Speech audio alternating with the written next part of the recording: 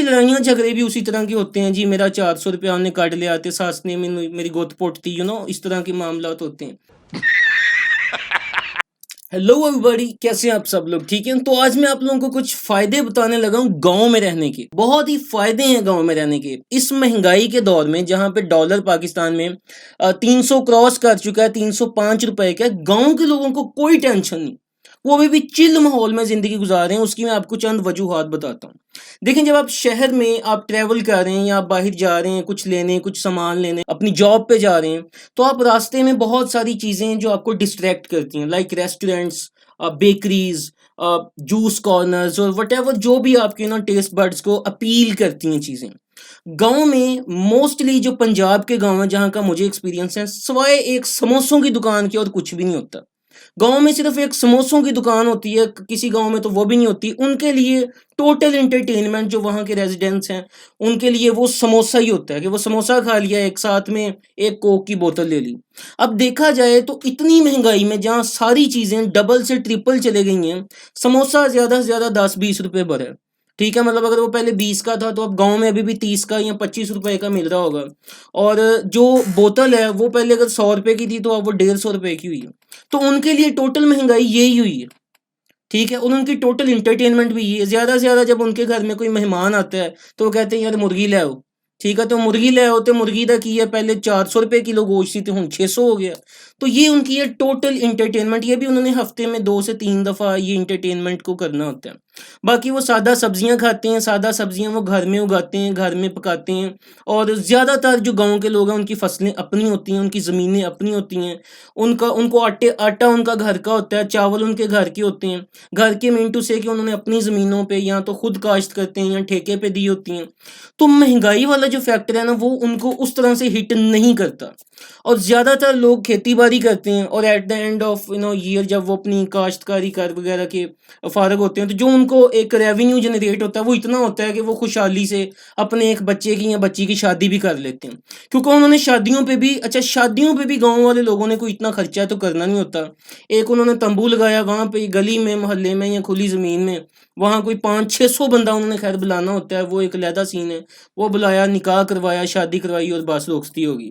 और सामान भी जो उन्होंने देना होता है, वो कोई उन्होंने कोई हैवी तो देना नहीं होता। मतलब सीन ये है कि गांव में रहने के फ़ायदे ही फ़ायदे हैं।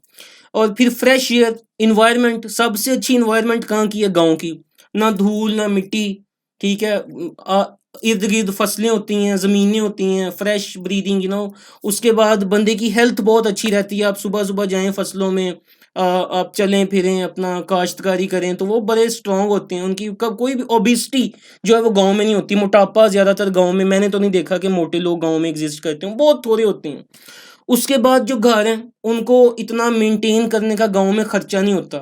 मतलब उनको ये नहीं होता कि जी हमने 5 लाख वाला सोफा रखना है, या हमने डबल डोर रेफ्रिजरेटर 10 लाख वाला रखना है, या हमारे एसी लगे हों। अच्छा, एसी, बिजली जो है, एसी से मुझे याद आ गया, इलेक्ट्रिसिटी का गांव में कोई खर्चा नहीं। क्यों? क्योंकि रात को उन्होंने छत पे सोना होता है, छत पे चारपाइयाँ लगाई, सो गए।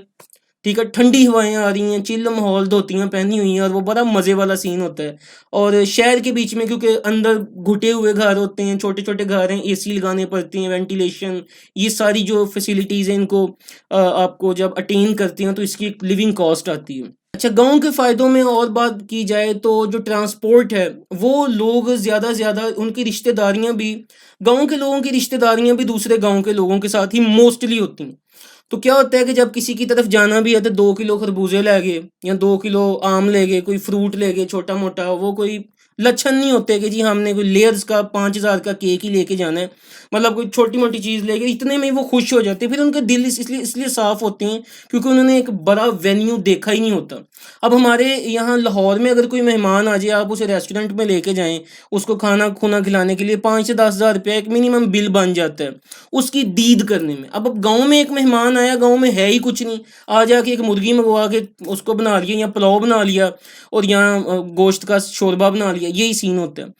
दूसरी बात ये कि गांव के बीच में जब रिश्तेदारियां होती हैं, तो जो बहुएं बेटियां आती हैं, उनकी भी कोई एक्सपेक्टेशन ससुराल से बहुत ज़्यादा नहीं होती।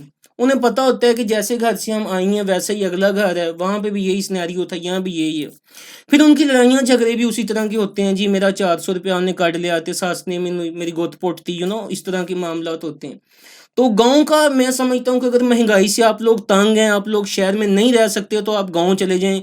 गाँव में आप बहुत ही तो नहीं, मतलब बहुत ही मॉडरेट ज़िंदगी गुज़ार सकेंगे, और सबसे बड़ा फ़ायदा ये है खुशी, एक्सट्रीम खुशी, हर वक़्त खुश रहते हैं गाँव के लोग, उन्हें कोई टेंशन नहीं, और जो उनकी टेंशनें हैं, मैं तो उन्हें टेंशन समझता ही नहीं हूँ। मेरे नज़रिए में वो टेंशनें नहीं हैं।